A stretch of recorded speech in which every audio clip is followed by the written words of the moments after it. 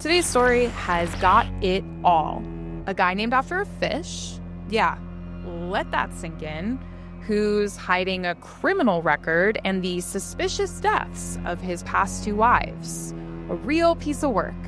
Then there's his young, unassuming new bride who would eventually come back from the grave to put him behind bars where he belongs. And the true hero of this story, her tough-as-nails mother, who saw through it all from the very beginning and fought tirelessly for justice for her daughter. It was Zona and Mary against Trout Shue and the West Virginia legal system. This is the story of the only known case in American history that was solved by a ghost's testimony. 23-year-old Elva Zona Heaster was just going about her business in her hometown of Greenbrier, West Virginia in the late 1800s.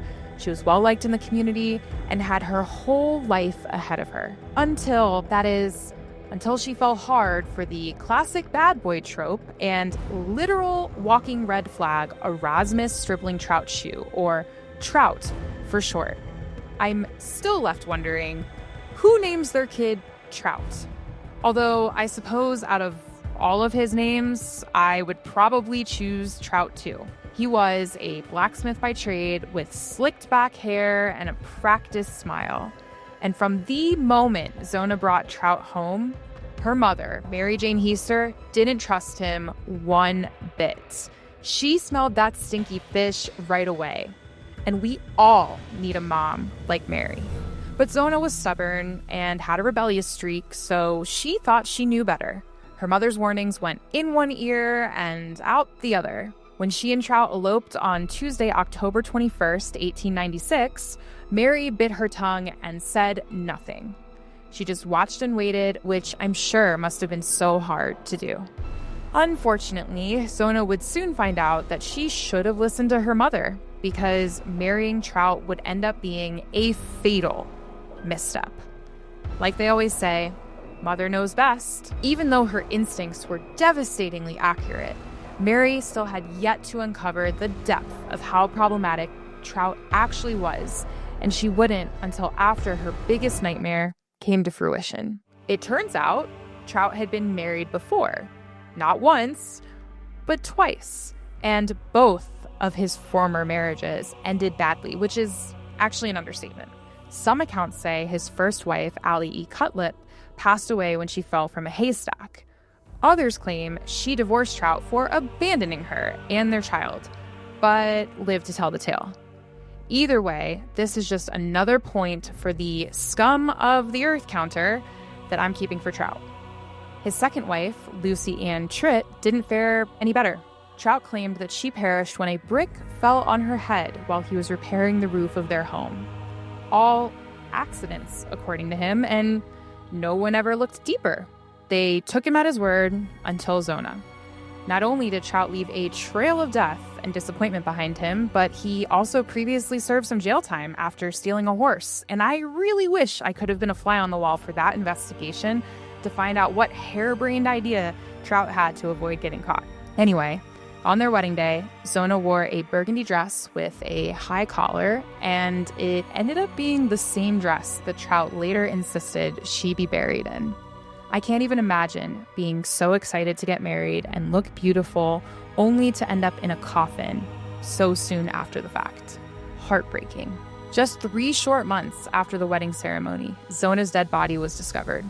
On the morning of January 23rd, 1897, Trout took a break from his blacksmithing duties and walked a short distance from the shop to one of his neighbor's houses because he had a small favor that he wanted done. Once there, he asked an 11-year-old boy named Andy Jones, "Run by my house, would you? Ask Zona if she needs anything from the store."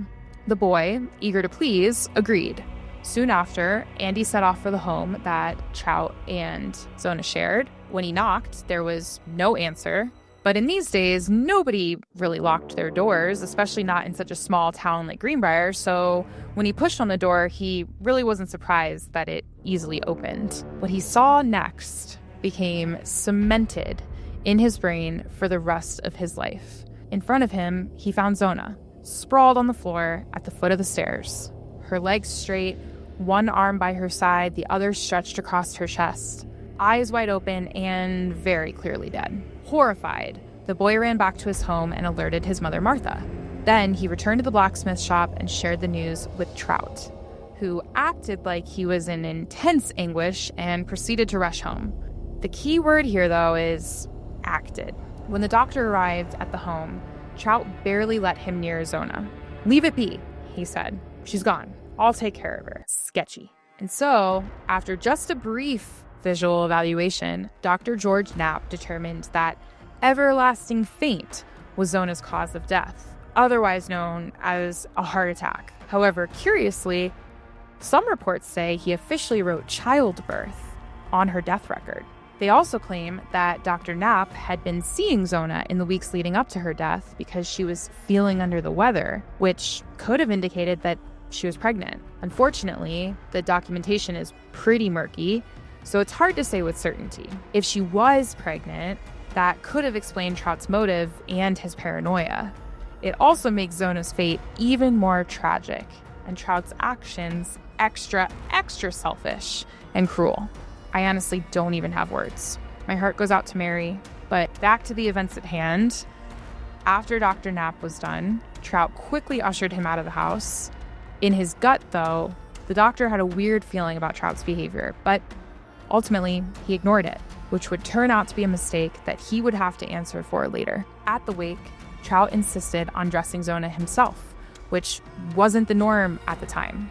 He wrapped her head in a stiff veil and tied an enormous bow around her neck. But his best attempts at hiding the truth were the beginning of his undoing, because anyone who leaned in close noticed something strange. If her head wasn't supported, it flopped loosely from side to side.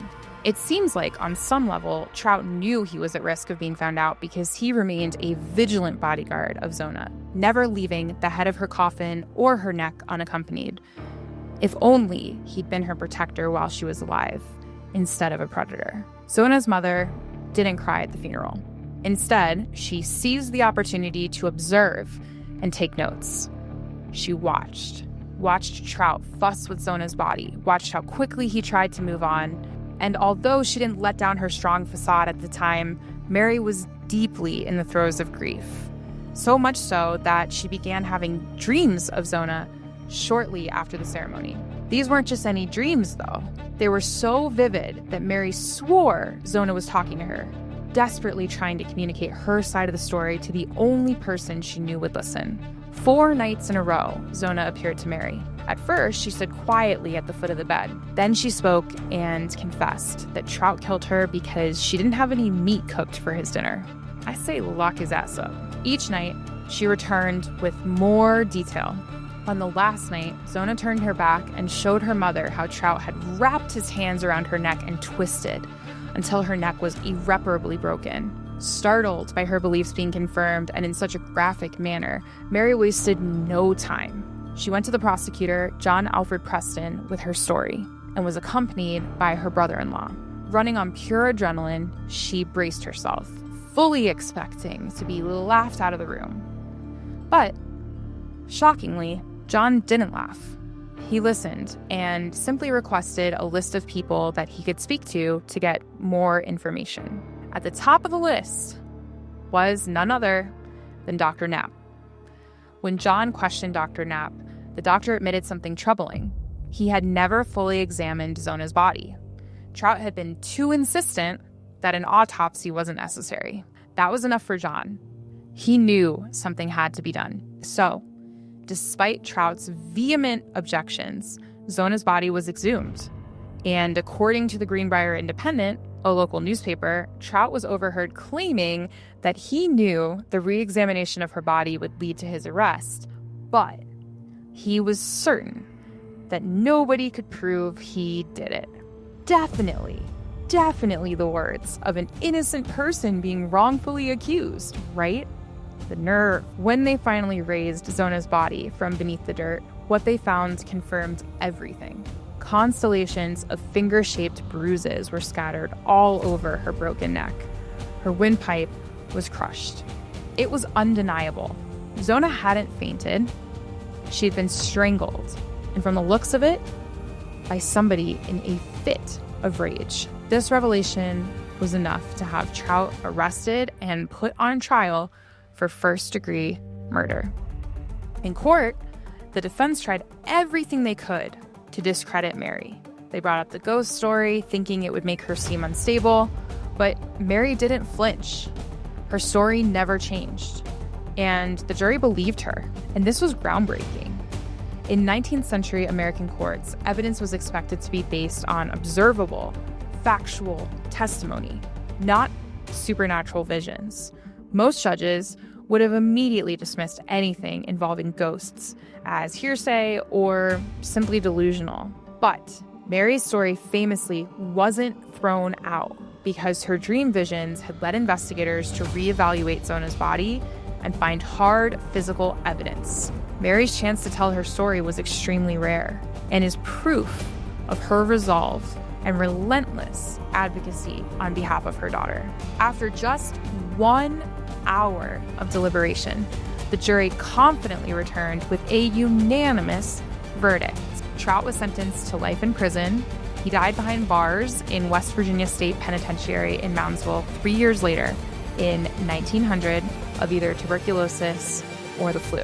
He was buried in an unmarked grave in a local cemetery because, well, karma. Zona Heaster Shue's story is still told today, and it deserves to be, because it is the only known U.S. case in which testimony from a ghost was considered to be a key part of the incriminating evidence. But even after the trial, and all these years later, we still don't know what Trout's actual motive was for killing Zona. Something tells me that her neglecting to serve him meat for his dinner wasn't it. Perhaps he got a taste for murder when he allegedly killed his second wife. Or maybe he just wanted to continue to be able to play the field and date around. Clearly, he's not the long-term relationship kind of dude. Or he wasn't ready to have another kid. None of these are justifiable by any stretch of the imagination. Nonetheless, Zona and her mother got justice. And Trout, well, for all his lies and attempts at control, couldn't silence her forever. There are other questions to consider in this case too. Was this actually a supernatural event? Can it be explained as a manifestation of a mother's instinct? Should supernatural testimony be more broadly incorporated into our legal system and court proceedings? If you liked this story, subscribe for more tales of the strange, the haunted, and the unexplained. There is so much more to dig up. And I'd love to hear what you think in the comments below, as well as any suggestions for future episodes.